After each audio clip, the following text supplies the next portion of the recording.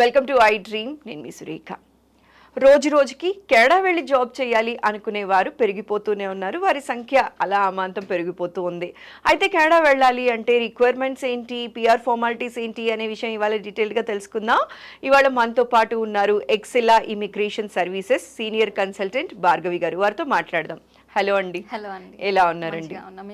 I'm doing good అండి. So కెనడాకి వెళ్ళి జాబ్ చేయాలి అనగానే చాలామంది ఎక్సెలా ఇమిగ్రేషన్ సర్వీసెస్ని కాంటాక్ట్ అవుతూ ఉన్నారండి. ఏవేవి చేస్తూ ఉంటారు మేడం? ఎక్సెలా ఇమిగ్రేషన్ సర్వీసెస్ ఎక్కువగా మార్కెట్లో వినపడటానికి కారణం ఏంటి? సో ఇక్కడ ఎక్సెల్లాకి మోర్ దాన్ 15 years ఎక్స్పీరియన్స్ ఉన్న కన్సల్టెన్సీ. ఇక్కడ మనం ఓన్లీ ఒక వీసానే అని కాదు, స్టడీ వీసాస్ చేస్తాము, స్టూడెంట్ అప్లికేషన్స్, అండ్ మనకి ఇమిగ్రేషన్ పార్ట్ చేస్తాము. అండ్ ఈ రెండే మాత్రమే కాకుండా like tourist visas, visit visas, so ప్రతి ఒక్క వీసాస్ కూడా ఇక్కడ చేయడం జరుగుతుంది. ఓకే మేడం, ఎక్కువగా కెనడా పిఆర్ అని వింటూ ఉంటాం కదండి. అసలు కెనడా పిఆర్ అంటే ఏంటండి? PR means permanent residency visa. So ఇదేంటి అంటే ఎవరైతే ఇంకా అబ్రాడ్ వెళ్ళి సెటిల్ అయిపోదాం, ఫ్యామిలీతో హ్యాపీగా ఉండి జాబ్ చేసుకుందాం అనే వాళ్ళు ఈ పిఆర్కి ఎలిజిబుల్ అవుతారు. ఓకే. సో నార్మల్గా మనం ఏ వీసా చూసుకున్నా కానీ అక్కడ టెంపరీ మాత్రమే ఉండి వచ్చేయాల్సి ఉంటుంది. సో ఇదేంటి అంటే పర్మనెంట్ రెసిడెన్సీ అనమాట. ఇంకా సెటిల్ అయిపోయి మీరు ఇంకా అక్కడ జాబ్ చేసుకునే విధంగా ఫ్యామిలీ మొత్తం.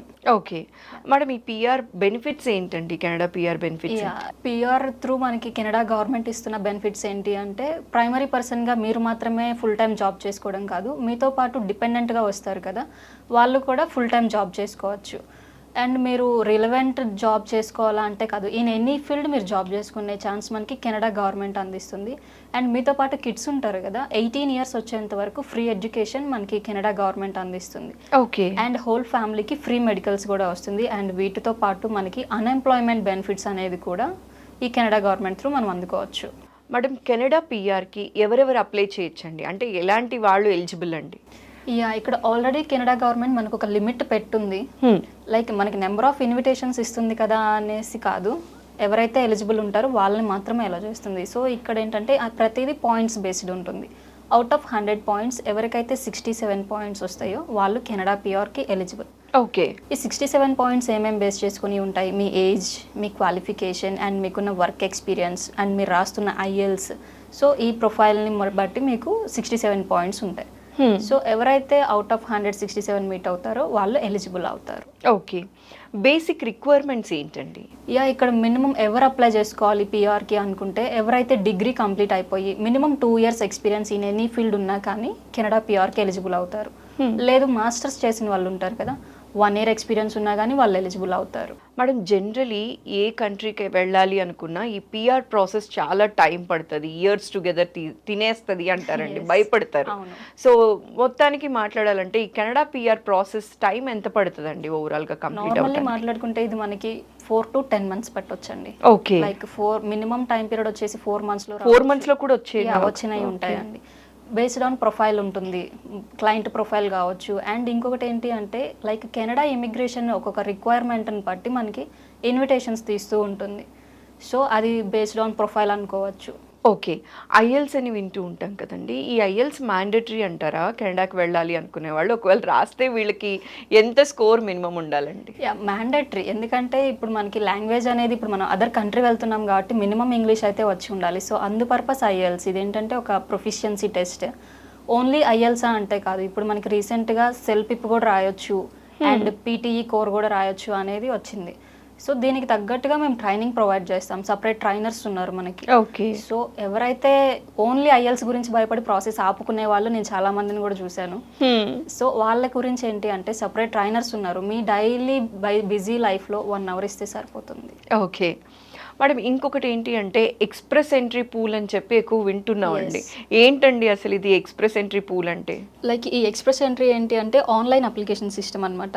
ముందు ఇక్కడ దాకా రావాలి అంటే మనం ఐఎల్స్ కంప్లీట్ చేసి ఉండాలి.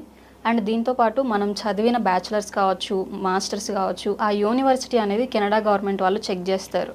ఈ 2 steps కంప్లీట్ అయిపోయిన తర్వాత మన ప్రొఫైల్ ఎక్స్ప్రెస్ ఎంట్రీలోకి లాంచ్ అవుతుంది. ఇక్కడ ఎట్లా ఉంటుందంటే ఎవ్రీ 15 daysకి డ్రాస్ జరుగుతూ ఉంటాయి.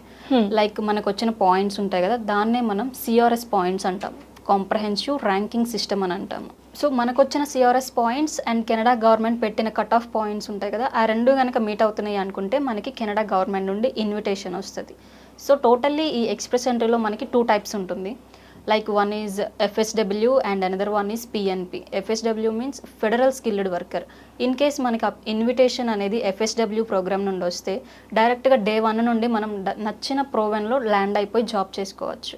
ఓకే. రిమైనింగ్ బెనిఫిట్స్ అన్నీ సేమ్, లైక్ 5 years వీసా వస్తుంది and wife and husband same job చేసుకోవచ్చు ఫుల్ టైమ్, కిడ్స్కి ఫ్రీ ఎడ్యుకేషన్. అండ్ ఇంకొకటి PNP, ప్రోవిన్స్ నామినీ ప్రోగ్రామ్. ఇదేంటి అంటే పర్టికులర్ స్టేట్ నుండి మన వర్క్ డిమాండ్ ఉంటే ఇన్విటేషన్ డైరెక్ట్ వస్తుంది. సో దీన్నే మనం PNP ప్రోగ్రామ్ అని అంటాం. సో ఇక్కడ ఏంటి అంటే డిఫరెన్స్ రెండింటికి, PNPలో మనం 2 years స్టే ఉండి తర్వాత మనం ఎటైనా చేంజ్ అవ్వచ్చు. మేడం వీసా వచ్చాక జాబ్ ఆపర్చునిటీస్ ఎలా ఉన్నాయండి? ఇప్పుడు మనం ఎక్కువగా లైక్ డైరెక్ట్ PR వచ్చేసి కెనడా అండ్ ఆస్ట్రేలియా రెండు ఇస్తుంది. బట్ ఇప్పుడు మనం ఎక్కువగా కెనడా గురించి మాత్రమే మాట్లాడుకుంటున్నాం. ఎందుకు అంటే లైక్ ఇక్కడ ఇన్ ఎనీ ఫీల్డ్ చేసే అవకాశం మనకి కెనడా గవర్నమెంట్ అందిస్తుంది. ఇన్ ఎనీ ఫీల్డ్ మనకి మినిమం 2 years ఎక్స్పీరియన్స్ ఉన్నా మనం కెనడా PRకి ఎలిజిబుల్ అవుతాము. అండ్ అది ఐటీనే ఉండాలా అంటే కాదు, ఐటీ కావచ్చు, నాన్ ఐటీ కావచ్చు, లైక్ మెడికల్ ఫీల్డ్, ఇట్లా సపరేట్ కనుక ఏ ఫీల్డ్లో ఎక్స్పీరియన్స్ ఉన్నా కానీ మనకి అక్కడ డిమాండ్ కంపల్సరీ ఉంటుంది.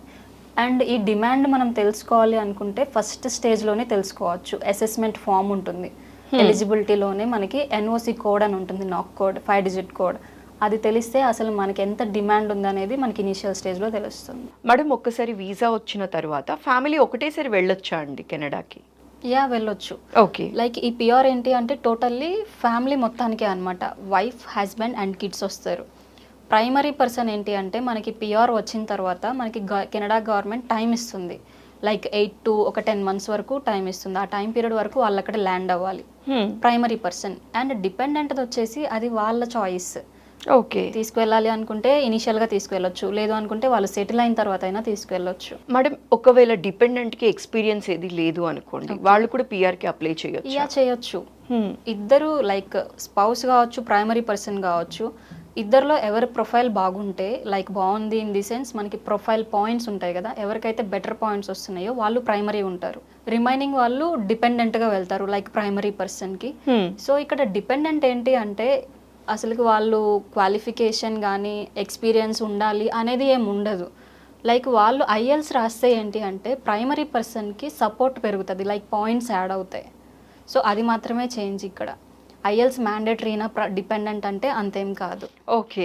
సో డిపెండెంట్కి IELTS మ్యాండేటరీ కాదు, కానీ డిపెండెంట్ కనుక IELTS రాస్తే ప్రైమరీ పర్సన్కి అడ్వాంటేజ్. ఓకే. భార్గవి గారు, జనరలీ ఇప్పుడు ఎక్సెలా ఇమిగ్రేషన్ సర్వీసెస్ బ్రాంచెస్ ఎక్కడెక్కడ ఉన్నాయండి? లైక్ ఇప్పుడు సపోజ్ ఎవరైనా మిమ్మల్ని కాంటాక్ట్ అవ్వాలి అనుకున్నా కూడా ఎలా కాంటాక్ట్ అవ్వాలండి? నేను వచ్చేసి KPHB బ్రాంచ్లో ఉంటాను. అండ్ మన ఎక్సెలా బ్రాంచెస్ వచ్చేసి హైదరాబాద్లో Madhapur, KPHB and Somajiguda. And ఏపీలో వచ్చేసి విజయవాడ, వైజాగ్ అండ్ గుంటూరు. అండ్ మనకి దుబాయ్ అండ్ USA కూడా బ్రాంచెస్ ఉన్నాయి. సో ఎక్కడ ఎవరైనా డైరెక్ట్గా మీట్ అవ్వాలి అనుకుంటే నియర్ బై ఉన్న బ్రాంచెస్ని కాంటాక్ట్ అవ్వచ్చు. Okay. Thanks for your valuable time అండి. చూసారు కదండి, చాలా కన్ఫ్యూజన్స్ మీకు ఇవాళ క్లియర్ అయ్యాయి కదా. మీరు కూడా ఎక్సెలా ఇమిగ్రేషన్ సర్వీసెస్ వారితో మాట్లాడాలి అనుకుంటే కింద కాంటాక్ట్ నెంబర్ ప్రొవైడ్ చేస్తున్నాం. ఆ నెంబర్కి కాల్ చేసి అపాయింట్మెంట్ ఫిక్స్ చేసుకొని మీ దగ్గరలో ఉన్న బ్రాంచ్కి వెళ్ళి మీ డౌట్స్ అన్ని క్లియర్ చేసుకోవచ్చు. Thank you so much.